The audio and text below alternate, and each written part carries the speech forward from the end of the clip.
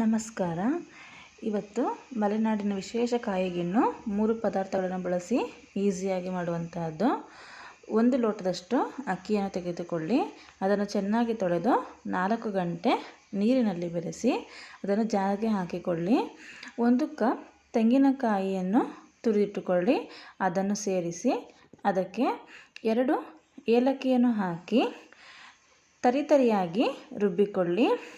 ಇನ್ನೊಂದು ಪಾತ್ರೆಯಲ್ಲಿ 2 ಅಚ್ಚು ಬೆಲ್ಲವನ್ನು ನೀರು ಹಾಕಿ ಕುದಿಸಿ ನಂತರ ಅದನ್ನು ಸೋಸಿಕೊಂಡು ಬಾಣಲೆಯಲ್ಲಿ ಹಾಕಿ ಸ್ವಲ್ಪ ಕುದಿಯಲು ಬಿಡಿ. ನಂತರ ರುಬ್ಬಿಕೊಂಡಂತಹ ಅಕ್ಕಿ, ತೆಂಗಿನಕಾಯಿ ಮತ್ತು ಏಲಕ್ಕಿಯ ಮಿಶ್ರಣವನ್ನು ಸೇರಿಸಿ ಕೈಯಾಡಿಸುತ್ತೀರಿ. ತಳ ಹಿಡಿಯದಂತೆ ಆಗಾಗ ಕೈಯಾಡಿಸಿ. ಅದು ಬೆಂದ ನಂತರ ಕೈಯಲ್ಲಿ ಅದನ್ನು ಮುಟ್ಟಿದಾಗ ಅದು ಕೈಗೆ ಅಂಟಿಕೊಳ್ಳುವುದಿಲ್ಲ. ಆಗ ಕಾಯಿಗಿಣ್ಣು ರೆಡಿಯಾಗಿದೆ. ಅದನ್ನು ಮುಚ್ಚಳ ಮುಚ್ಚಿ 10 ನಿಮಿಷ ಒಲೆಯನ್ನು ಆರಿಸಿ ಹಾಗೆ ಬೇಯಲು ಬಿಡಿ. ಇನ್ನೊಂದು ಕಡೆ ತಟ್ಟೆಗೆ ತುಪ್ಪ ಸವರಿಕೊಳ್ಳಿ.